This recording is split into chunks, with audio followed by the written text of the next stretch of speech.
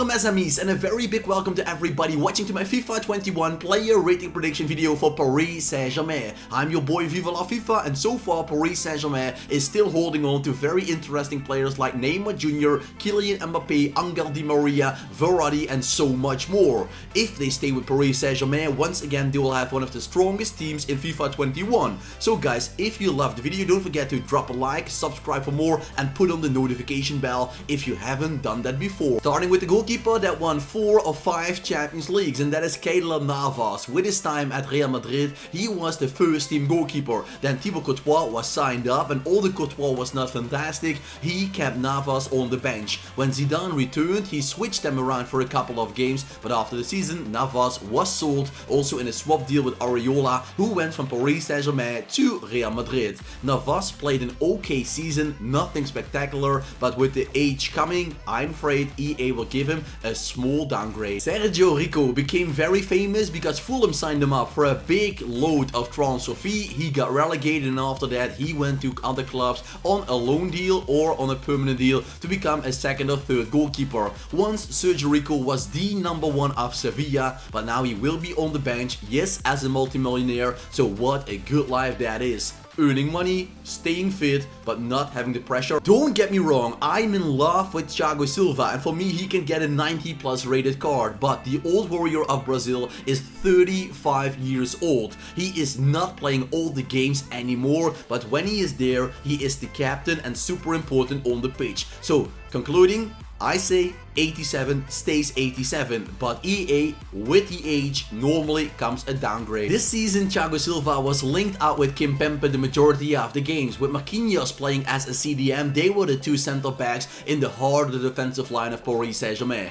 Kimpembe played a very strong season, and where Thiago Silva is downgraded with -1, I'm going to give that point to Kimpembe. Former Borussia Dortmund player Diallo didn't play all the games, but when he played, he reached a pretty high level. So that's why I'm going to give Diallo a +1, maybe +2 to 80 or 81, because the youngster is developing in a great fashion, and I think with Thiago Silva saying goodbye to Paris Saint-Germain maybe after this season, well, the opportunity will be there for Diallo to show what a monster he is. Former Schalke player Keher is on the bench of Paris Saint-Germain more than he can wish for, and well, if you're not playing games, I can't give you an upgrade, and if you're not playing games at all, I have to give you a downgrade. That is what's happening with Keher. Sometimes he plays, yes, sometimes with a big S, but for the majority, Keher is on the bench. And one of the reasons that Keher is not playing is the amazing development of Kouassi. Kouassi is linked with a move away from Paris Saint-Germain because I believe his contract is running down, so Paris Saint-Germain really wants to tie him down because the youngster will have a great impact in the future of Paris Saint-Germain. He's coming from the youth academy, fans love him for that, and he's also a talented player because in the games he played, he did great. For example, in one of his first games as a 17-year-old, he scored 2 goals from the center back position in a 4-4 draw. That is a debut nobody will forget. The big question rises, will Thomas Meunier stay with Paris Saint-Germain? Because the boy is heavily linked with a move to Borussia Dortmund and Tottenham Hotspur of Jose Mourinho. Why would he go? Well, maybe he wants a new adventure. The Ligue 1 is quite, well, boring if you're playing with Paris Saint-Germain for many years. You're winning titles in March or April, so, well, the season, it's all over in March. So that means players want to get a new adventure. Thomas Meunier did fine, so he can keep his rating. Another amazing youngster for the future is Dagba, and with Thomas Meunier leaving, Dagba will be maybe the first team player, but I think Paris Saint-Germain will be looking to sign up other right backs to compete with him. But Dagba in the career mode is one of my favorites, together with Kouassi. I always sign them up if I'm starting off, for example, with Paris SV, because that is Paris CF, something like that. That's a smaller club from Paris Saint-Germain, and I always love to sign up youngsters from Paris Saint-Germain, developing them, and later on defeating Paris Saint-Germain with their own youth academy players. But that is what I love. One of the best performing players this season on the fullback position is Bernat. The former player of Bayern Munich is doing so great that he is one of the top assisters in the Champions League for the fullbacks, and also in the Ligue 1. He is giving a good cross after another one. So he is super talented, and you can compare him a little bit with the things Maxwell did in the past, and he was a hero for Paris Saint-Germain. Kurzawa is leaving the club just like Thomas Meunier for 95% sure, and Kurzawa is heavily linked with a move to Arsenal. Yes, we already know that Arsenal is looking to sign Kurzawa. They have a little bit of competition of Juventus. They want to sign a backup for Alexandro, but it seems that Kurzawa is going to be a gunner. With Marquinhos getting a position change, I'm afraid he can't get an upgrade because, for example, the passing and the dribbling for a CDM is not high enough to go above 86. If he stayed a center back, I would have said Marquinhos, yes, he can go to 87. It is no wonder that Barcelona is so interested to sign him up in the forthcoming summer because Marquinhos is a multifunctional player. He can play as a center back, as a CDM, he can also play as a sweeper, so you can use him on so many positions. He's worth the money. Former Everton player Guaye is doing great in his first season for Paris Saint-Germain, and with that, a +2 is something he deserves. Some people say Guaye is only, well, a discount and N'Golo Kante, but still, he does a good job for Paris Saint-Germain. With all the superstars in front of him, you don't expect goals or assists. He just has to be important in the Claude Makalele role in front of the defensive line together with Marquinhos, making the team feel stable and taking away the opposition counterattacks. He is an amazing talent, don't get me wrong, but Julian Draxler is not playing a lot of games anymore for Paris Saint-Germain. Even Sarabia is used more on that wing position instead of Julian Draxler because we know Draxler can play as a cam and on the wing. But somehow Thomas Tuchel is not very keen of his fellow Germany man because he keeps him on the bench way too much. That's why Draxler is looking for a move away to Hertha BSC or Borussia Dortmund back to Germany. Ander Herrera was signed on a free deal. And that was a good deal for Paris Saint-Germain for the squad depth, but that's all it is, it's squad depth. Ander Herrera never will become a key player. He is playing sometimes in the starting 11, sometimes on the bench, and if I compare him with players like, for example, Fretch and McTominay of Manchester United, his former team, they're way lower rated, so I don't think it's fair to let him keep his rating if you don't play a lot of games. And before you say FIFA is hating Paris Saint-Germain, there will be upgrades coming from now on, a lot of them. The first one is for Neymar Jr., one of my favorite players on that cam position in FIFA 21, because trust me, he will get that magical position change. With him on the cam position, you can also turn him over as a striker like he did for Santos in the past with his amazing inform cards in FIFA 12 and 13, but now he can also become that once again. You can even make him a CDM as a playmaker in front of your defensive line with this position change and an upgrade, because in the games he played,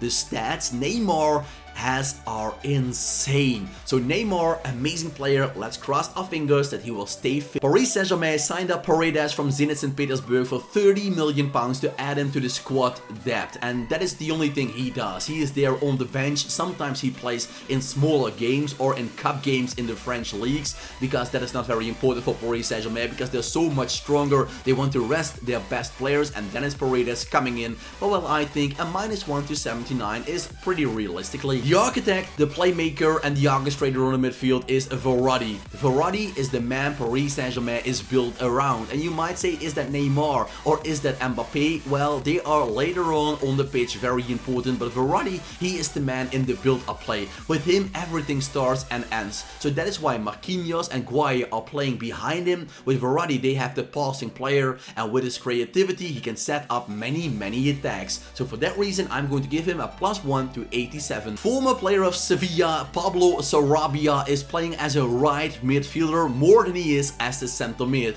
because as I showed you, center mid's enough. So Sarabia is moving down the wing, and when he played games, he has way better stats, for example, than Julian Draxler. He's scoring more goals, giving more assists, so Sarabia for me can keep his 83 rating. He didn't do good enough to get an upgrade. One of the best players in the League is Angel Di Maria, and somehow he didn't make it at Old Trafford, but this guy is a potential world star player. I know he is not young anymore with potential, but he has the potential to be fantastic. But if he won't feel the confidence, or like, for example, Louis van Gaal is using him on the wrong position, this man doesn't feel like a godly player. But if you use him and give him the confidence, he will destroy opponents. He is the top assister of the League and also one of the top scorers. Angel Di Maria maybe was even more important than Neymar and Mbappe, looking to the important important goals he scored this season. So a +2 at least for Angel. At the moment, Choupo-Moting is training for himself on the beach, and that is good because with the corona crisis he has time to keep fit and be stronger next season.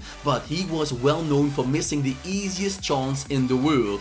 At the goal line, he, well, slipped over the ball, he missed it and everybody was laughing at him. I'm not quite sure why Paris Saint-Germain signed him up. Choupo-Moting was relegated with Stoke City. Shaqiri earned himself a move to Liverpool because he played a good season even after relegating with his squad. Choupo-Moting, he did nothing, but still with Paris Saint-Germain, he is one of their players, but he doesn't play a single game, so a silver card is more than he deserves. Will he stay? Will he go? That's always the question with Mauro Icardi. His agent and also his wife, Wanda, well, she is one pain in the arse for the manager, for the teammates, because every time on Instagram, Twitter, she is saying bad things about the club Mauro is playing for. Inter Milan knows how it went because they let him go because of that. He didn't want to sign a new contract. Wanda was in the media talking trash about Inter Milan. The fans didn't want him anymore, so at the end Icardi left to Paris Saint-Germain. Now there are rumors that he got into a fight with Neymar and Mbappe and they don't like him at the club, but well, nobody knows if that is just rumor or really going on.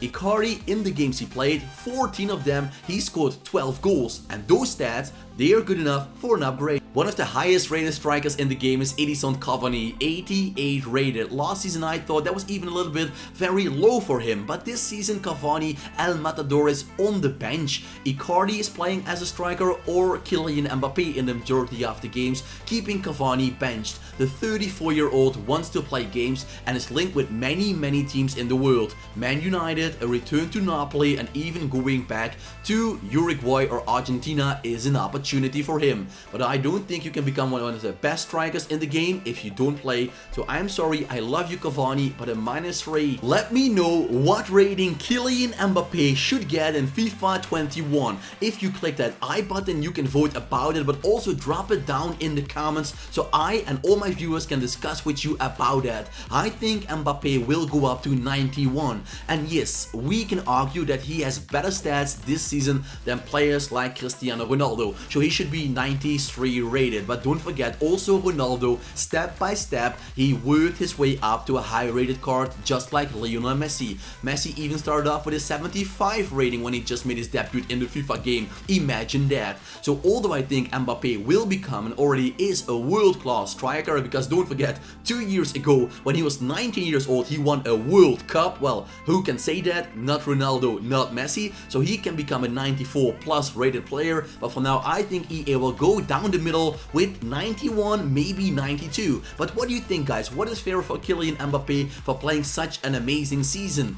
89, 90, 91, 92, 93, 94. Let me know it in the poll and down below. I hope you enjoyed the video. Give it a thumbs up, subscribe for more, watch other videos on my channel if you love it. That would help me a lot and you will enjoy it. Trust me. Subscribe for more and don't forget, smash that like button in the face. I hope you have a very nice day, and as you know from me, keep it cool, keep it real, and ciao for now. Echoes of your words crashing into me, drown